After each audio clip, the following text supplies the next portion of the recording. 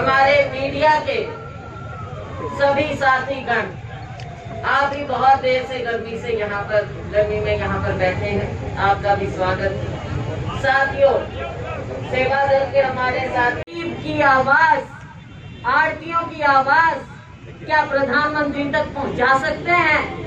माननीय मुख्यमंत्री जी, हमको कई बार दुख लगता है क्योंकि हरियाणा के मुख्यमंत्री किसी भी पार्टी के हो, हम आपसे उम्मीद रखते हैं कि आप में इतनी मंत्री में इतनी ताकत होनी चाहिए कि जाकर प्रधानमंत्री से अपनी बात कह सके। लेकिन बहुत दयनीय स्थिति हो गई। माननीय मुख्यमंत्री जी में हिम्मत नहीं है साथियों। और उप मुख्यमंत्री जी की भी बात सुन लीजिए। किसानों के नाम पर जो राजनीति करते थे, आज किसानों की बात नहीं उठा पा रहे। सबको सत्ता का लोभ। क्या सरकार है ये? मीडिया के मेरे साथियों, आप बताइए, क्या सरकार है ये जहां पर विधायक खुली जबान में इनके खिलाफ बोल रहे हैं, जहां इनके मंत्री खुली जबान में एक दूसरे के खिलाफ और मुख्यमंत्री के खिलाफ बोलते हैं? ये क्या सरकार है? क्या हरियाणा के लोग ऐसी सरकार चाहते थे? क्या ऐसी सरकार हमें मिलना चाहिए? हमें ऐसी सरकार चाहिए जो हमारे गरीब की लड़ाई लड़े। हमें ऐसी सरकार चाहिए जो हमारे किसान की लड़ाई लड़े। हमें ऐसी सरकार चाहिए जो हमारे युवाओं को रोजगार दे। साथियों, ये किसी फ्रंट में ये उत्तीर्ण नहीं होते, सफल नहीं। हर क्षेत्र में ये फेल हो चुके हैं। जींद के मेरे साथियों, जींद आपने ठीक कहा, यहाँ पर लोग आते हैं, राजनीति करते हैं, लेकिन जींद हमारे हरियाणा का हृदय है, बीच में है। 6 साल में आपको क्या दिया इन्होंने? क्या कुछ दिया? साथियों, मैं तो इसलिए कहती हूँ क्योंकि मेरे पूर्वज खुद यहाँ से उठकर परबुआला गए थे। पालवा गांव से मेरे पूर्वज उठकर परबुआला गए। साथियों, हमारा रिश्ता, हमारा खून का रिश्ता है। हम लड़ाई मिलकर लड़ेंगे। आप सबका साथ चाहिए। कांग्रेस पार्टी सोनिया जी के नेतृत्व में, राहुल गांधी जी के नेतृत्व में हम सभी लोग मिलकर समूची कांग्रेस, सभी नेतागण, सब मिलकर आपकी लड़ाई लड़ेंगे। साथियों, कभी आपको ये नहीं लगेगा कि औरों की तरह हम भी आए, भाषण दिया और चले गए। साथियों, आपकी लड़ाई हमारी लड़ाई। आप ये पसीना, ये खून अकेले नहीं बहाओगे। हम सब आपके साथ, समूची कांग्रेस पार्टी आपके साथ। तो साथियों, आइए आज प्रण लें कि ये जो इन्होंने काले कानून बनाने की जो इन्होंने ये प्रक्रिया की है और जिस तरह से की है, हमारा देश, हमारा प्रदेश इन बातों को कभी स्वीकार नहीं करेगा। आप बताइए, आपको क्या इस तरह के काले कानून स्वीकार हैं? क्या आपके ऊपर इस तरह का कुठाराघात आप सहन करेंगे कभी?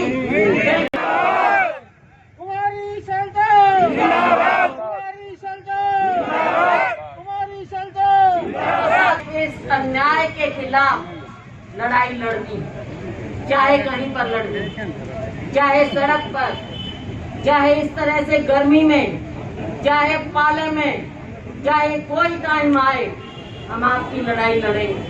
हम मिलकर लड़ेंगे, सड़कों पर लड़ेंगे, सदन में लड़ेंगे, हर जगह लड़ाई लड़ेंगे।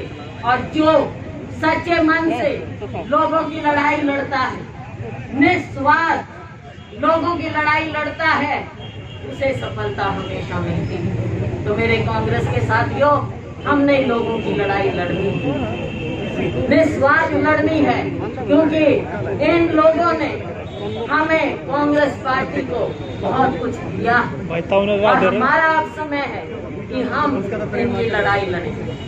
आइए हम सब मिलकर अब इकट्ठा होकर बड़े अनुशासन से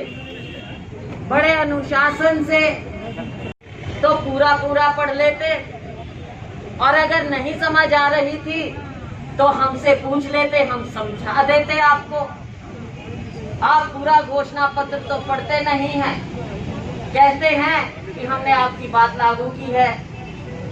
साथियों, 22 बातें थी, 2 बातें उठाई और वो भी पूरी तरह से नहीं। हमने कहा था ये एपीएमसी एक्ट की बात जो करते हैं, हमने कहा था कि हम हर बड़े गांव में मंडी लेकर आएंगे। क्या आपने वो बात कही? हमने कहा था कि हम इस प्रणाली को दुरुस्त करेंगे। क्या आपने हमारी एक भी बात सुनी?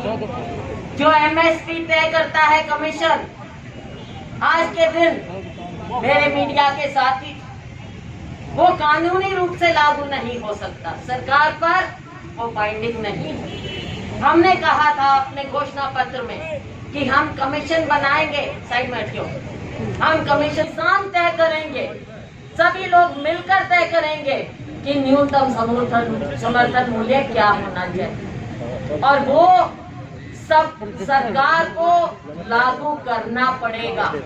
हम ये सुधार लाना चाहते थे और आपने सब कुछ खत्म कर दिया। अन्नदाता को आपने बर्बाद कर दिया है। आने वाला समय आप देखना साथियों, जो मेरे साथी नौजवान साथी बात कर रहे थे जीडीपी, साथियों जीडीपी अगर पूरे हमारे देश की अर्थव्यवस्था को कोरोना के समय में थोड़ा बहुत किसी ने बचा कर रखा है, किसी क्षेत्र ने, तो वो हमारे कृषि क्षेत्र ने बचाया। अब आप उसको भी खत्म करेंगे, नष्ट करेंगे, हमारी अर्थव्यवस्था नष्ट हो जाएगी। कौन पूछेगा हमारे गरीब आदमी के लिए हमने खाद्य सुरक्षा कानून बनाया था।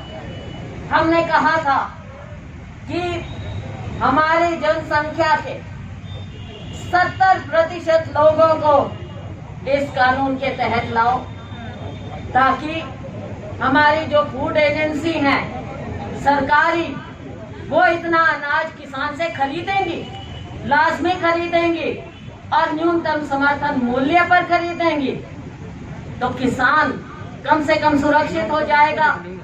आम आदमी, गरीब आदमी खाद्य की नजर से सुरक्षित हो जाएगा। लेकिन आपने वो बात नहीं मानी, 70 से घटाकर आप 30% पर ले आए, और अब तो आप खुला बाजार छोड़ रहे हैं।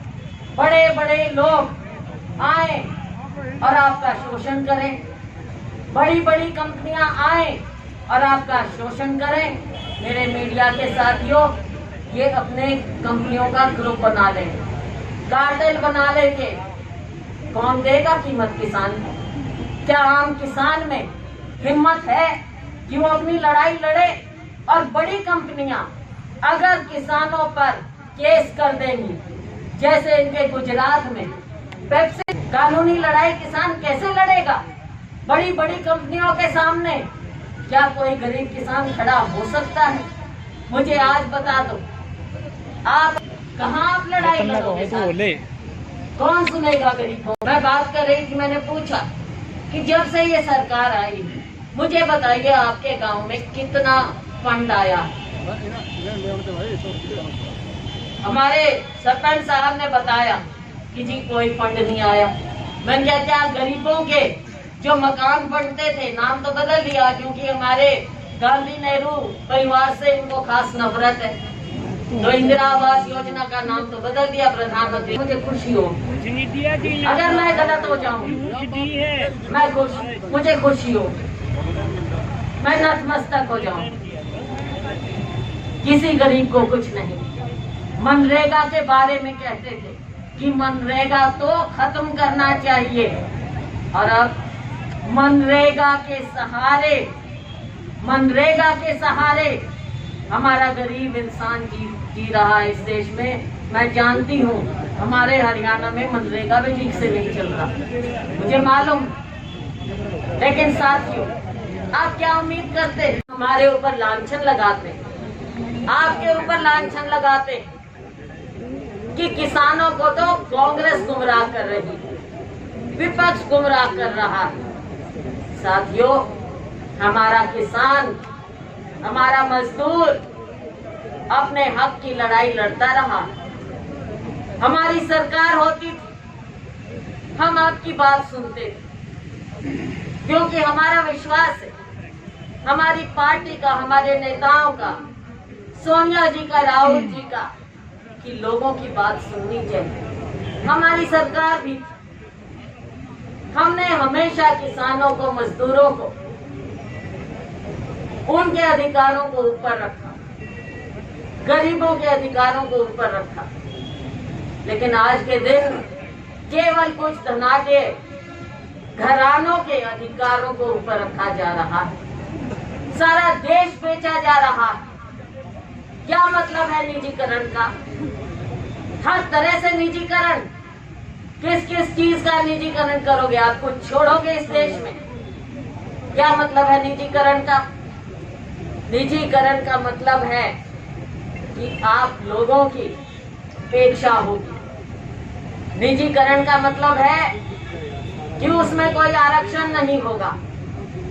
निजीकरण का मतलब है कि गरीब आदमी, किसान, मजदूर, इनके रहमो करम पर होगा।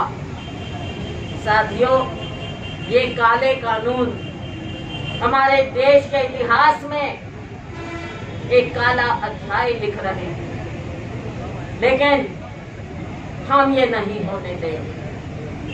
हमारी सरकार आएगी, हम इन सब गलत चीजों को वापस करेंगे। पड़ोस के राज्य में कैप्टन अमरिंदर सिंह ने इनको मानने से इनकार कर दिया, इनके खिलाफ आवाज उठाई। वहां पर अकाली दल ढोंग कर रहा है।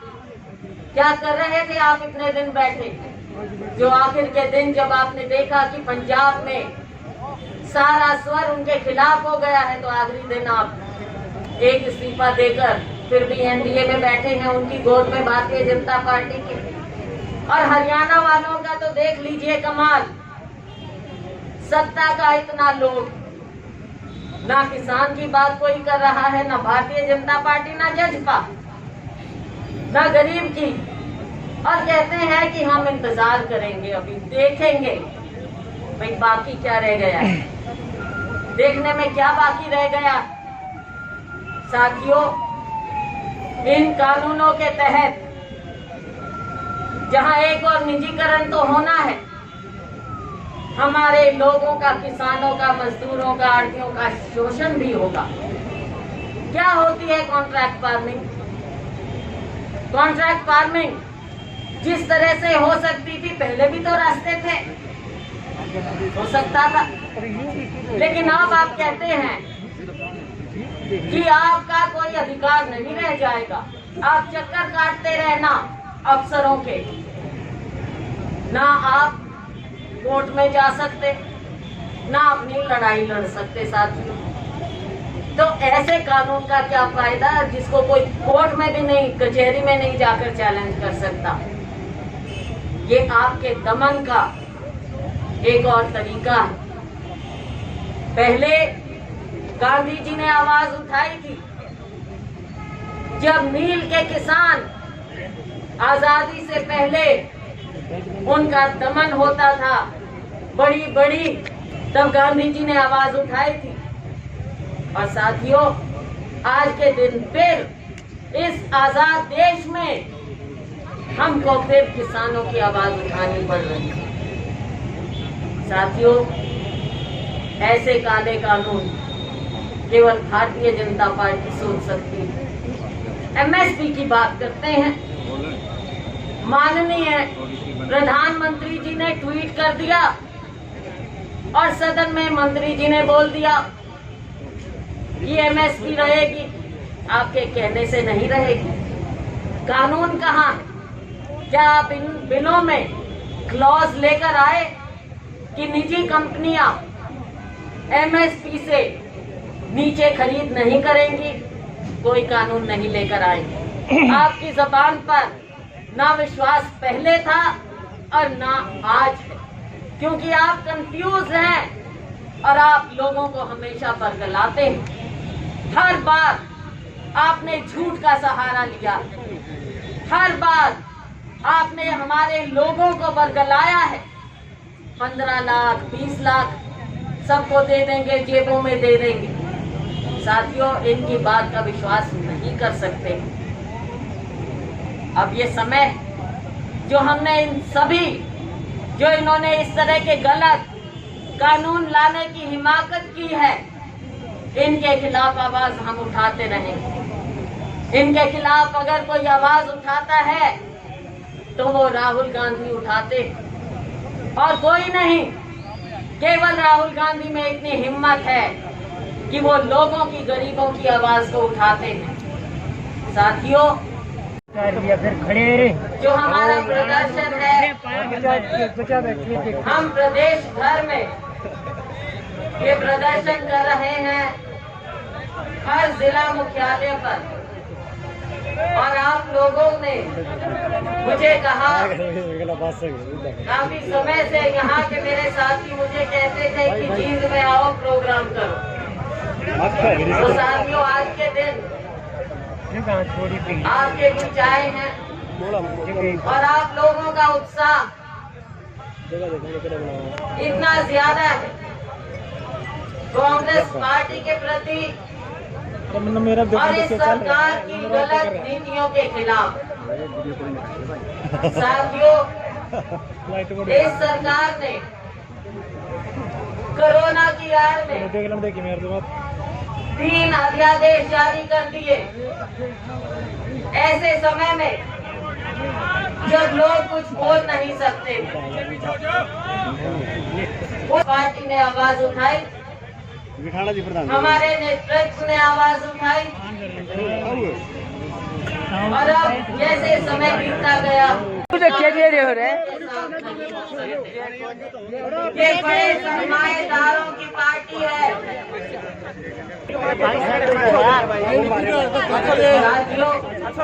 देखिए यार, इस भारतीय जनता पार्टी का ना तो विश्वास है कि लोगों से बातचीत करें। प्रधानमंत्री, माननीय प्रधानमंत्री समय समय पर हर एक बार को अपने मन की बात कहते हैं। उन्हें बहुत शौक है अपने मन की बात कहने को। लेकिन जैसा राहुल जी हमेशा पूछते हैं कि आप अपने मन की बात तो कहते हैं, क्या कभी इस देश के जनता की, गरीब इंसान की, किसान की, मजदूर के मन की बात सुनी आपने? कभी नहीं सुनते, उनको आदत ही नहीं है। माननीय प्रधानमंत्री जी केवल अपने मन की बात करते हैं। मजदूरों का ये इतना आंदोलन छिड़ा हुआ है, तो प्रधानमंत्री जी उनके बारे में अपने मन की बात कर देते, इन अध्यादेशों के बारे में अपने मन की बात कर देते। केवल ट्वीट किया है, चंद शब्दों का ट्वीट किया है। वो विश्वास नहीं करते लोकतंत्र में, वो विश्वास नहीं करते कि लोगों से बातचीत हो। ये तानाशाह रवैया नहीं है तो क्या है? और आपने देखा सदन में क्या हुआ। सदन में जिस तरह से ये 2 बिल इन्होंने कल राज्यसभा में धकेले, मैं धकेलने की ही बात कहूँ, हाथ ऊपर ना करो जी, आप कोई मर्यादा नहीं रखी। हमारे सांसदों से बात करने की इच्छा तक नहीं रखी। सांसदों ने कहा कि आप संसद की मर्यादा रखिए, जो फैसला हुआ था उस पर रहिए। कल जवाब दे दीजिए, कल बिल पास करवाइए, हमारी बात सुनिए। सिलेक्ट कमेटी को ये बिल भेज दीजिए ताकि किसान अपनी बात रख सके, मजदूर अपनी बात रख सके, आड़ती अपनी बात रख सके कमेटी के सामने। लेकिन इन्होंने कोई बात नहीं मानी, कोई बात नहीं मानी। कैमरे ऑफ कर दिए, बंद कर दिए ताकि देश ना देख सके कि क्या हो रहा है। ना लोगों से, वहां सांसदों से जिनको आप जिता कर भेजते हैं, ना उनका वोट डलने दिया। और माननीय उप सभापति जी ने जिस तरह से ये ध्वनि मत से बिल पास करवाए, ये हमारे लोकतंत्र पर, हमारे संसदीय प्रणाली पर और आप लोगों पर सीधा सीधा कुठाराघात किया। साथियों, ये देश, ये प्रदेश कभी इनको माफ नहीं करेगा। मुझसे पूर्व वक्ताओं ने बहुत सी बातें कही। हम आज यहाँ पर पहुंचे हैं एक दिन में नहीं, दशकों से। चाहे वो बात सर छोटू राम से शुरू हुई हो, किसानों के हक की लड़ाई लंबी लड़ाई रही है साथियों।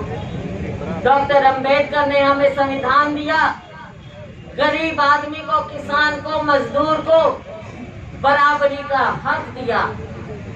हमारा संविधान किसी भी ग्रंथ से कम नहीं है। वो हमें अधिकार देता है, हमें अधिकार देता है कि हम अपनी बात रखें। लेकिन इस सरकार का विश्वास ना हमारे संविधान में है, ना संसद में है, ना संवाद